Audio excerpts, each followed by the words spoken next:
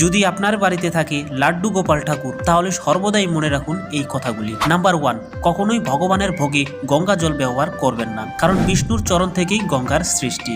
Number 2, কখনোই ভগবান শ্রীকৃষ্ণের পীঠ দর্শন করতে হয় না, কারণ ভগবান শ্রীকৃষ্ণের পীঠে অধর্মের বাস হয়। পীঠ দর্শন করলে আমাদের অধর্ম বাড়ে। সেক্ষেত্রে আপনি ভগবানের পিঠে রাধা নাম লিখিয়ে রাখতে পারেন। ভগবান স্নানের জলটি নিজের মাথায় একটুখানি ছিটিয়ে নিয়ে যে কোনো গাছে বা তুলসী গাছে দিয়ে দিন। স্নানের পর ভগবানের শৃঙ্গার করুন এবং তার সাথে চন্দন, তুলসী পাতা, পুষ্প, আয়না দর্শন অতি আবশ্যক। নাম্বার 3, ভোগ নিবেদনের সময় ভগবানের সামনে ঘন্টা বাজানো অতি আবশ্যক, কারণ ঘন্টা ছাড়া ভগবান ভোগ গ্রহণ করেন না। নাম্বার 4, স্নান না করিয়ে ভগবানকে ভোগ নিবেদন করতে হয় না। আপনি যদি স্নান করানোর সময় না পান তাহলে আচমন অবশ্যই করান। ভগবানকে শয়নে দেওয়ার আগে তার বাসি ফুল অবশ্যই ফেলে দিন। নাম্বার 5, একবার পরানো পোশাক ভগবানকে না ধুয়ে আর পরাতে নেই। নিত্যদিনের সেবায় ভগবানের জন্য সুতির